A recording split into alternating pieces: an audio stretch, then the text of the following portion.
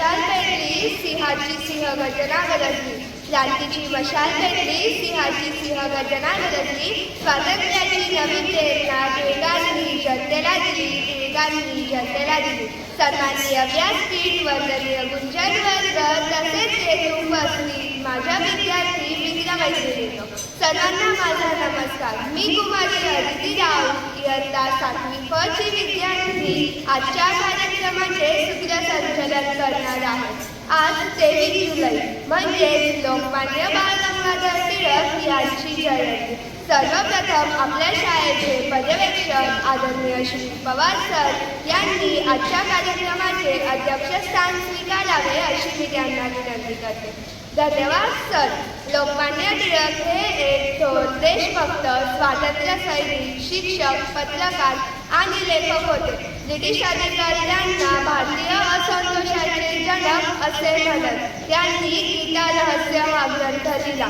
अशा थोर व्यक्तीच्या प्रतिमेचे पूजन आजच्या कार्यक्रमाचे अध्यक्ष आदरणीय श्री पवार सर यांनी करावे अशी मी त्यांना विनंती करते.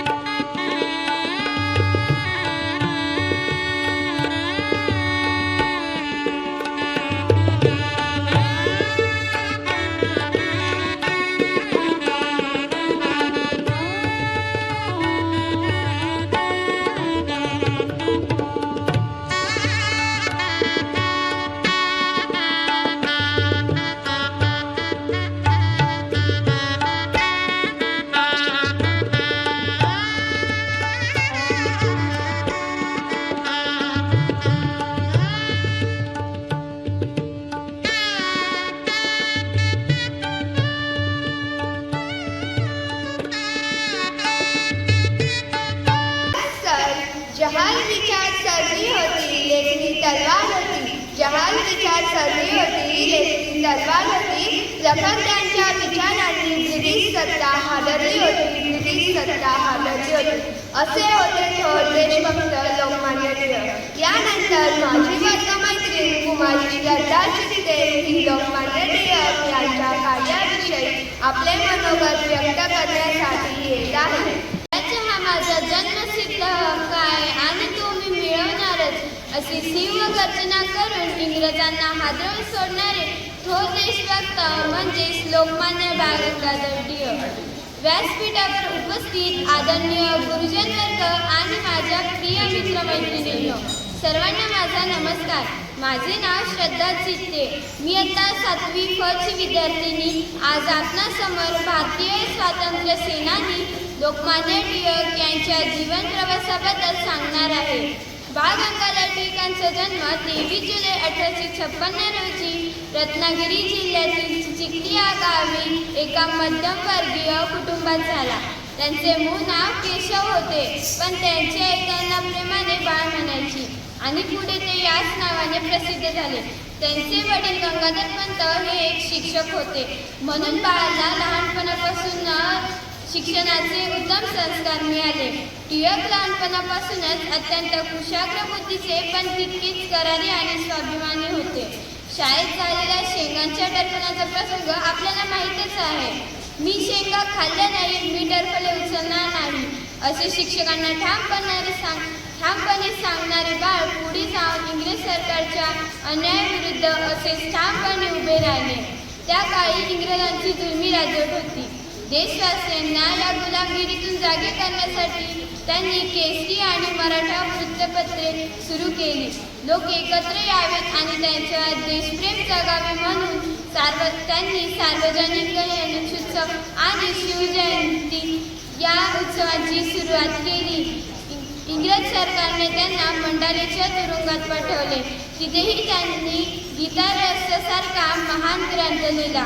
मित्रांनो, 23 जुलै हा दिवस केवळ एक नेत्याचा वाढदिवस नाही, तर तो दिवस आहे त्या देशासाठी सर्वस्वाचा त्याग करणाऱ्या एका क्रांतिकारकाच्या जन्माचा. त्यांच्या विचारांवर चालणे हीच त्यांना खरी श्रद्धांजली ठरेल. अशा थोर राष्ट्रपुरुषाला माझे कोटी कोटी प्रणाम. धन्यवाद. धन्यवाद श्रद्धा. खूप छान माहिती सांगितली.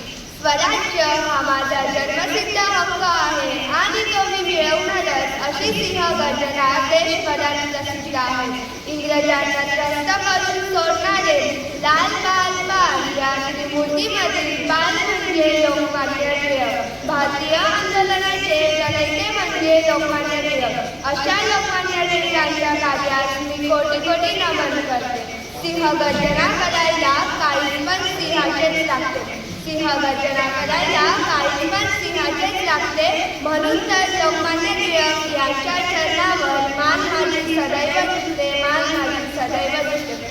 यानंतर आपण कार्यक्रमाच्या शेवटाकडे वळूया.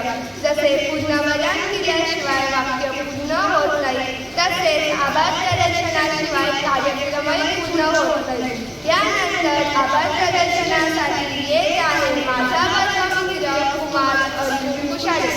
नमस्कार विद्यार्थी मित्रांनो, आज आपण लोकमान्य बाळ गंगाधर टिळक यांची जयंती साजरी केली.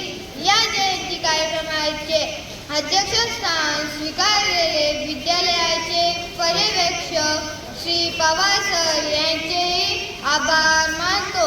सूत्रसंचलन करणारी अदिती राऊत हिने छान सूत्रसंचलन केले, त्याबद्दल तिचेही आभार मानतो.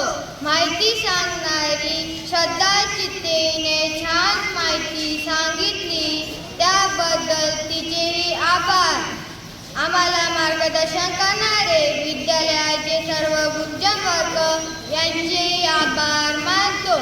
फलकलेखन करणारे विद्यालयाचे कला शिक्षक यांचेही आभार मानतो. सांस्कृतिक समितीने हा कार्यक्रम आम्हाला 7वी फल सादर करण्याची संधी दिली, त्याबद्दल त्यांची आभार मानतो. त्याचप्रमाणे विद्यार्थी मित्रांनो, तुम्ही हा कार्यक्रम शांत चित्ताने ऐकला, त्याबद्दल तुमचे आभार मानतो. अध्यक्षांच्या वतीने हा कार्यक्रम संपन्न झाला असे जाहीर करतो. धन्यवाद.